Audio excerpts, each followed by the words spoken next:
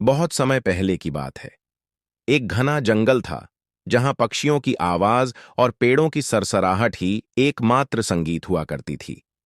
उसी जंगल के बीच एक छोटी सी कुटिया थी। वहां एक साधु वर्षों से तपस्या कर रहा था। उसका जीवन संयम, ध्यान और साधना में लीन था। उसने सांसारिक मोह माया को बहुत पहले ही त्याग दिया था।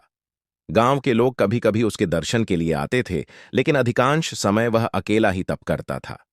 एक शाम, जब सूर्य ढलने लगा और जंगल की छाया गाढ़ी होने लगी, तभी एक सुंदर लड़की उस कुटिया के पास पहुंची। वह थकी हुई लग रही थी, पर उसका चेहरा अजीब सी आभा से भरा था। उसकी चाल में गरिमा थी, लेकिन आंखों में कुछ और था, कोई गहराई, कोई तृष्णा। वह धीरे धीरे कुटिया की ओर बढ़ी और कहा, महाराज, मैं प्यास से व्याकुल हूं। क्या मुझे थोड़ा जल मिलेगा? साधु ने आंखें खोलीं। शांत, स्थिर दृष्टि, ऐसी कि जैसे हर परत को बिना कहे पढ़ लेती हो। साधु ने कहा, आओ बेटी, भीतर आओ। उसने एक मटके से जल निकालकर उसे दिया। युवती ने जल पिया, पर उसके चेहरे की बेचैनी कम नहीं हुई। वह वहीं बैठ गई और साधु की ओर देखने लगी और बोली, क्या आप यहां हमेशा अकेले रहते हैं? साधु बोला, हां, मन की शांति एकांत में मिलती है। लड़की ने अपनी नजदीकी बढ़ाई। अब वह साधु के करीब बैठ गई थी। उसकी आंखों की भाषा बदल रही थी। आपको कभी अकेलापन नहीं लगता? कभी किसी के स्पर्श की तृष्णा नहीं होती? साधु मुस्कुराया। ये तृष्णाएं शरीर की होती हैं, आत्मा की नहीं। वो लड़की और पास आ गई। उसकी आंखों में अब हवस की आग झलक रही थी। उसके स्पर्श अब स्पष्ट हो रहे थे।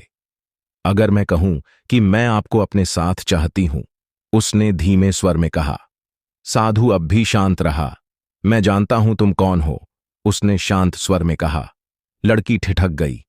तो क्या आपने सब समझ लिया? हां, तुम एक यक्षिणी हो, जो अपने रूप और मोह से तपस्वियों की परीक्षा लेती है। पर मुझे बहुत पहले ही पता चल गया था, जब तुम पहली बार सामने आई थी। अब लड़की का चेहरा बदल गया। उसकी आंखों में हैरानी, फिर धीरे धीरे गंभीरता उभरने लगी। फिर भी आपने मुझे दूर नहीं किया, क्योंकि मैं जानता हूं तुम्हारी प्यास सिर्फ देह की नहीं, आत्मा की भी है। तुम्हारा मोह एक आवरण है, लेकिन तुम्हारी आत्मा एक भटकी हुई चेतना है जो मुक्ति चाहती है। साधु ने आंखें मूंद लीं और अपने तप का तेज चारों ओर फैलाया। एक मंत्र गूंज उठा, यूएम त्र्यंबकम यजामहे। धीरे धीरे यक्षिणी का रूप बदलने लगा। उसके मोहक रूप के पीछे छिपी उसकी यथार्थ आत्मा सामने आने लगी। उसकी आंखों से आंसू निकलने लगे।